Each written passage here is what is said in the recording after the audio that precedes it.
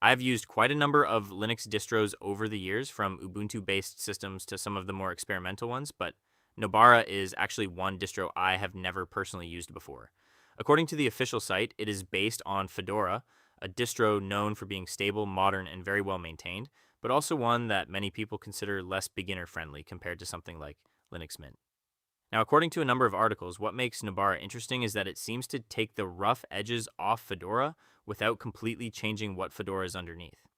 It is clearly focused on gamers, streamers, creatives, and multimedia users, but at the same time, it still tries to be usable as an everyday desktop Linux system.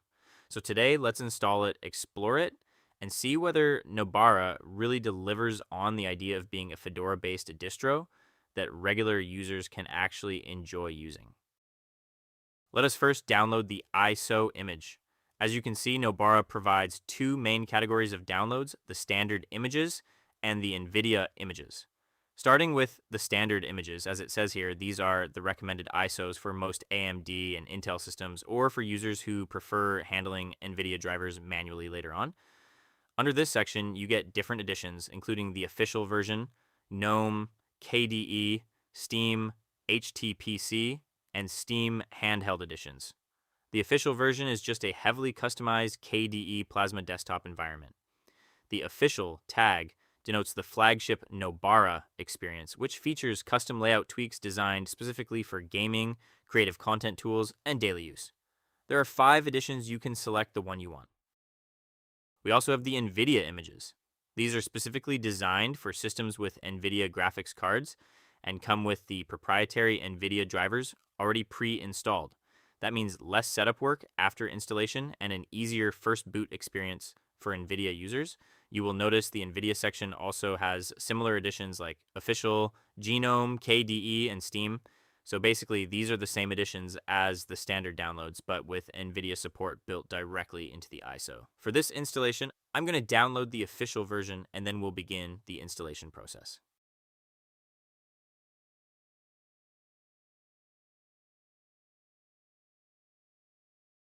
After downloading the ISO image, you have a couple of options. You can use the ISO to create a virtual machine using software like VirtualBox or VMware if you just want to test out Nobara without installing it directly on your computer. Another option is to create a bootable USB drive using tools like Rufus on Windows or Balena Etcher on Linux and Mac OS.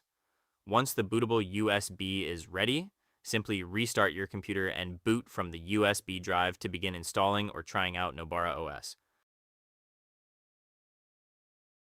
Seems once you boot into the live environment, the installer opens automatically and you can immediately start the installation process. It also uses the Calamares installer, which means the installation should be pretty straightforward, especially for users coming from Windows or other beginner-friendly Linux distributions. And it says Nobara Linux 43, meaning it is still based on Fedora 43. Anyway, Fedora 44 came out late last month. Plus, Nobara Linux does not have a set release date for version 44. The project operates on a rolling release model, meaning updates are applied directly through the system as they become available rather than waiting for full numbered ISO releases. So from here, you basically go through the typical installation steps you would expect when using the Calamares installer. That includes things like language selection, keyboard layout, choosing your location and time zone, creating your user account, selecting which drive to install Nobara on, and other standard installation settings before the actual installation begins. This is just an overview of what will happen once you start the installation hit install and wait for the installation to complete.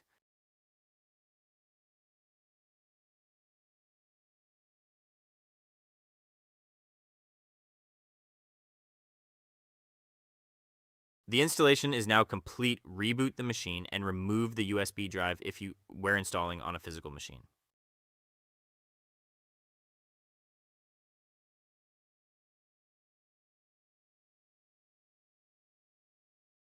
This is a nice customized KDE desktop environment with a dark theme.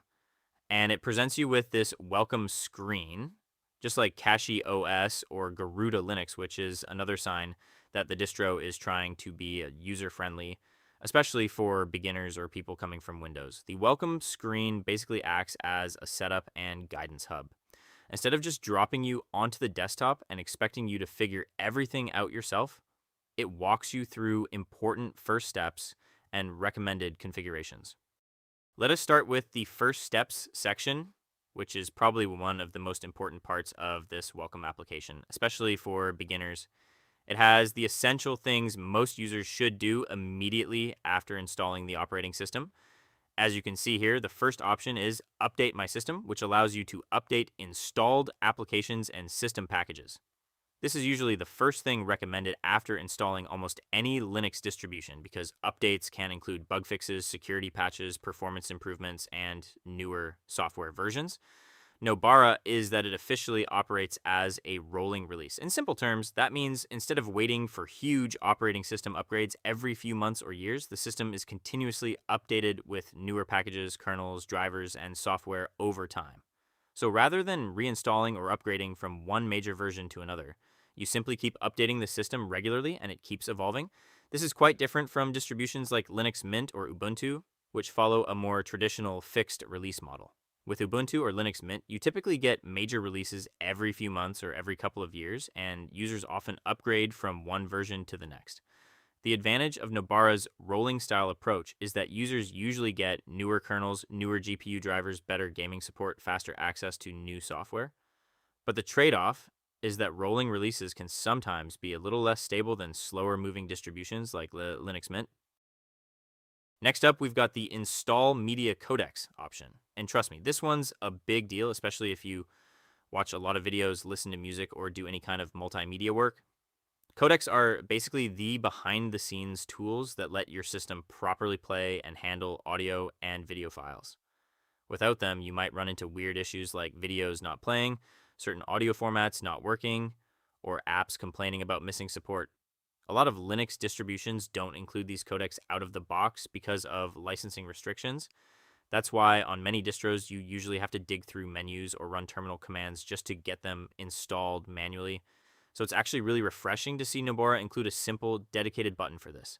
One click and you're good. No typing commands you don't fully understand. For beginners, and honestly, even for experienced users who just want things to work, this is a nice, thoughtful touch that makes the whole experience way smoother. Then there is the Open Driver Manager, which helps users install drivers such as proprietary NVIDIA drivers and CPU microcode updates. Again, this is another beginner-friendly feature because graphics driver installation can sometimes confuse new Linux users. And finally, there is the Open Drive Mount Manager, which helps configure automatic mounting of storage drives and partitions.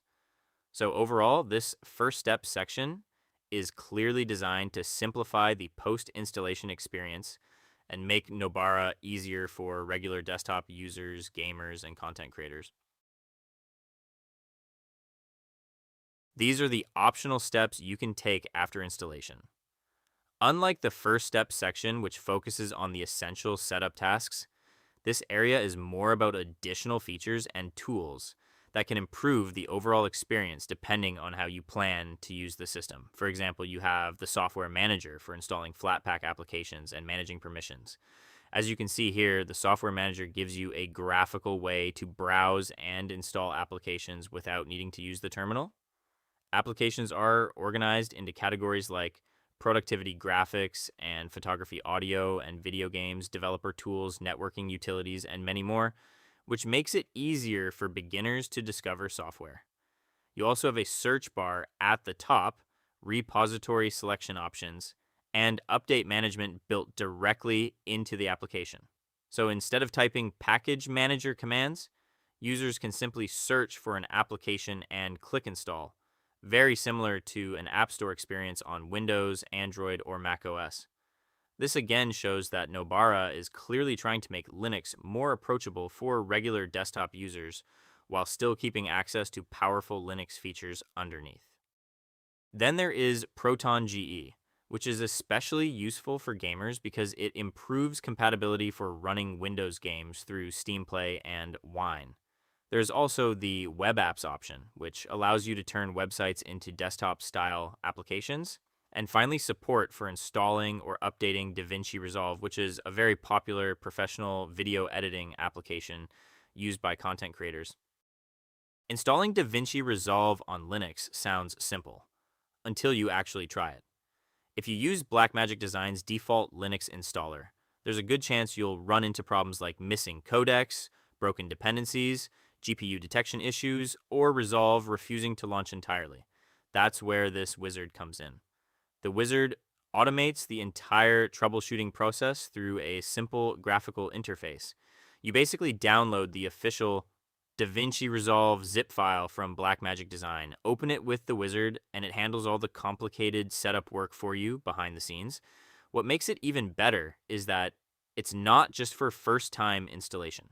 Whenever Blackmagic releases a major update, you can use this same wizard again to safely upgrade DaVinci Resolve without breaking your existing projects or media library. For Linux creators, especially beginners, this removes one of the biggest frustrations of running professional editing software on Linux.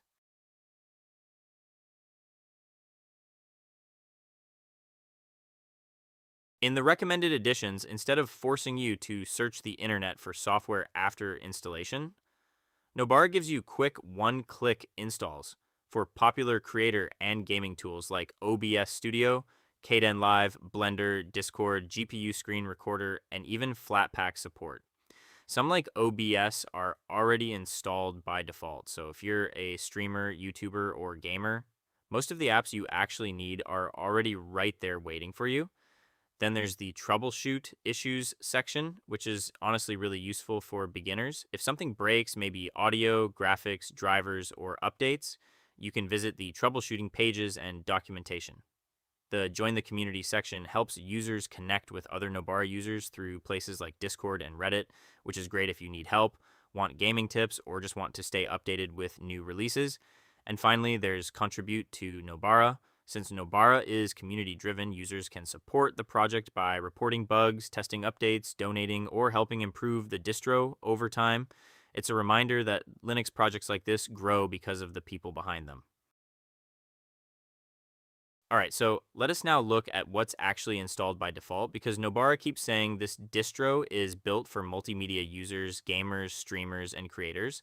The real question is, what do you actually get after installation? So let's start with the games section first. Now, this is where Nobara immediately feels different from a normal Linux distro. Most Linux distributions give you a very basic desktop and expect you to install everything yourself later. But Nobara already includes gaming-focused software right from the start. For example, you'll usually find Steam already installed, which is obviously the biggest gaming platform on PC. That means you can sign in and start downloading games immediately without extra setup. But the important part is what's happening behind the scenes. Nobara also includes tools like Proton and Wine support. These are what allow many Windows games to run on Linux, even though they were never officially made for Linux. And if you've used Linux before, getting games working can sometimes turn into a full-time job, installing drivers, tweaking compatibility layers, fixing dependencies. Nobara tries to remove all of that. You also get gaming utilities like Game Mode and Mango. Game Mode helps optimize system performance while gaming by automatically adjusting CPU settings and priorities. Mango gives you an in-game performance overlay where you can monitor FPS, temperatures, GPU usage, and other stats while playing. So instead of building a gaming setup from scratch, Nobara already gives you a gaming-ready foundation from day one. And honestly, for gamers moving from Windows, that makes Linux feel way less intimidating. Now let's move over to the graphics section because this is where you can really tell Nobara is targeting creators and multimedia users, not just gamers. Right away, you can see applications like Blender, Inkscape, LibreOffice Draw, and Ocular already installed. First, there's Blender, which is one of the most powerful open source 3D creation tools in the world. So if you're into YouTube intros, game development, or 3D art, Nobara already gives you a professional grade tool immediately after installation. Then there's Inkscape, which is basically Linux's answer to Adobe Illustrator. It's used for creating vector graphics like logos, thumbnails, icons, posters, and scalable artwork. For content creators and designers, that's super useful. What I like here is that Nobara isn't just saying this distro is for creators. It actually includes real creative software by default instead of making you install everything later. Now let's quickly look at the multimedia section because this is another area where Nobara clearly focuses on creators right from the start. You can already see tools like Kdenlive and OBS Studio pre-installed. Kdenlive is a full video editor for Linux. So if you want to edit YouTube videos without paying for software, you already have a capable editor ready to go immediately after installation. Then there's OBS Studio, which is probably the most important app for streamers and content creators. OBS is used for screen recording, live streaming, gameplay capture, tutorials, and content production. The fact that Nobara includes OBS by default tells you exactly who this distro is targeting. You also get Pulse Audio Volume Control, which gives you more advanced control over audio devices and sound levels, especially useful if you're streaming, recording voiceovers, or managing multiple audio sources. Nobara also comes with a bunch of everyday applications already installed for web browsing. You get Brave Browser, which is known for its speed, privacy features, and built-in ad blocking. For office work, it includes LibreOffice, which is basically the Linux alternative to Microsoft Office. It also includes useful system tools like Fedora Media Writer, which helps you create bootable USB drives for installing Linux distributions. And one really important tool here is Timeshift. Since Nobara is closer to a rolling release style system with frequent updates and newer software, Timeshift can be a lifesaver. It lets you create system snapshots, so if an update ever breaks something, you can roll your system back to an earlier working state instead of reinstalling everything from scratch.